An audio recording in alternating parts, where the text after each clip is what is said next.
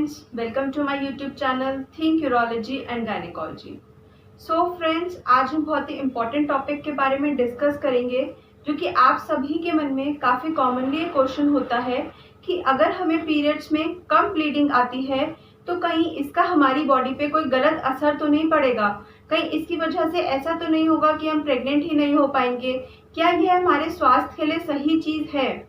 ऐसे कुछ क्वेश्चंस का आंसर्स आज इस वीडियो में मैं आपको डिटेल में दूंगी, तो आप मेरी इस वीडियो को एंड तक फॉलो ज़रूर करिए। सो फ्रेंड्स, सबसे पहले बात करते हैं कि आखिर पीरियड्स क्यों आता है।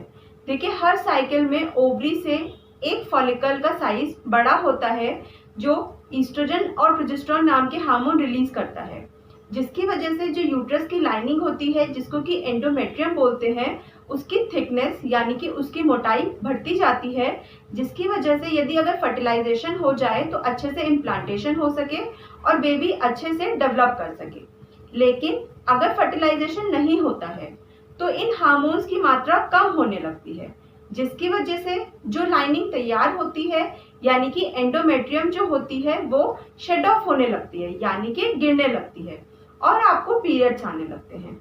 तो यदि ये लाइनिंग कम तैयार होती है यानी कि इसकी थिकनेस कम होती है तो आपको पीरियड्स में कम ब्लीडिंग होती है। अब इसके कई ऐसे कारण होते हैं जिसके लिए आपको चिंता करने की बिल्कुल भी जरूरत नहीं है, लेकिन कुछ कारण ऐसे भी होते हैं जिसमें कि आपको तुरंत अपने गायनेकोलॉजिस्ट को दिखाना जरूरी है। तो चलिए बात करते हैं ऐसे कौन से कारण हैं जिसमें कि आपको चिंता करने की कोई जरूरत नहीं है। देखिए, सबसे पहला कारण जेनेटिक हो सकता है, यानी कि अगर आपकी मम्मी को या आपके सिस्टर को कम ब्लीडिंग होती है पीरियड्स में तो हो सकता है आपको भी कम ब्लीडिंग हो। सेकेंडली, एज फैक्टर, जब आपको पीरियड्स स्टार्ट होते हैं या फिर पीरियड्स बंद होने वाले होते हैं उससे लगभग 2 साल पहले, 2 साल के बाद में मतलब ऐसा रहता है कि आपको थोड़ी कम ब्लीडिंग होती है पीरियड्स में, तो ये एक नॉर्मल चीज है। तीसरी इंपॉर्टेंट चीज होती है कि जब आप ब्रेस्ट फीडिंग कराते हैं उस टाइम पे प्रोजेस्टेरोन का लेवल बहुत ज्यादा हाई होता है, जिसकी वजह से भी आपको पीरियड्स कम आते हैं यानी कि ब्लीडिंग कम होती है। फोर्थ इंपॉर्टेंट फैक्टर होता है मेडिकेशंस। कई बार काफी सारी फीमेल्स को बहुत ज्यादा हेवी ब्लीडिंग होती है पीरियड्स में, जिसकी वजह से उनको मेडिसिन दी जाती हैं जिससे कि कम ब्लीडिंग हो। उसकी वजह से एंडोमेट्रियम कम तैयार होती है और उनको कम ब्लीडिंग होती है। तो इस केस में आपको घबराने की बिल्कुल भी जरूरत नहीं है। या फिर आपने बर्थ कंट्रोल करने के लिए पिल्स ले रहे हो या फिर हार्मोनल इंजेक्शंस ले रहे हो जिसको हम डिम्पा बोलते हैं, जिसमें कि प्रोजेस्टेरोन होता है, उसकी वजह से भी आपको पीरियड्स में कम ब्लीडिंग आती है। कई बार ज्यादा ब्लीडिंग को रोकने के लिए मिरेना इंसर्ट की जाती है जो कि प्रोजेस्टेरोन ही होता है, उसकी वजह से भी आपको पीरियड्स में कम ब्लीडिंग आ सकती है। अब काफी सारे फैक्टर्स होते हैं, जैसे कि अगर आपको स्ट्रेस होता है या फिर आप बहुत ज्यादा एक्सरसाइज कर रहे हैं वेट लॉस के लिए, तो उसकी वजह से भी पिट्यूटरी ठीक से फंक्शन नहीं करता है और उससे जो हार्मोन्स निकलते हैं LH, FSH वो ठीक से नहीं निकल पाते हैं और एंडोमेट्रियम ठीक से तैयार नहीं होती है और आपको पीरियड्स में कम ब्लीडिंग आती है। ये भी फैक्टर्स हो सकते हैं। साथ में अगर आपको कोई थायराइड की डिसीज है यानी कि आपको हाइपोथायराइडिज्म है या फिर आपका प्रोलैक्टिन बढ़ा हुआ है, तब भी आपको पीरियड्स में कम ब्लीडिंग हो सकती है। अब इसके कुछ फैक्टर्स ऐसे भी हैं जिसमें आपको चिंता करने की बहुत ज्यादा बात है। अगर आपको जितनी ब्लीडिंग होती है उससे आधे से भी कम ब्लीडिंग हो रही है तो ऐसा हो सकता है कि आप प्रेग्नेंट हो और ये इम्प्लांटेशन ब्लीड हो।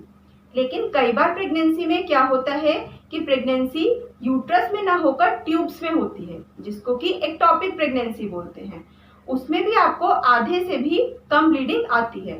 तो इसीलिए आपको जब भी लगे ब्लीडिंग हो रही है तो आपको तुरंत अपने गायनेकोलॉजिस्ट को इन केसेस में, आधे से कम ब्लीडिंग वाले केसेस में अपने गायनेकोलॉजिस्ट से कंसल्ट करना है, जिससे कि वो आपकी प्रॉपर जांच करा सके और पता कर सके कि कहीं एक्टोपिक प्रेगनेंसी तो नहीं है।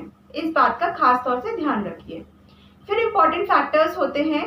कई बार क्या होता है कि बच्चे की सफाई करते टाइम, जिसको कि DNC बोलते हैं, जो एंडोमेट्रियम होती है उसकी बहुत ज्यादा खुरचाई हो जाती है, तो उसकी वजह से जो यूट्रस की दोनों लेयर्स होती हैं वो आपस में चिपक जाती हैं, जिसको कि हम एशरमैन सिंड्रोम बोलते हैं।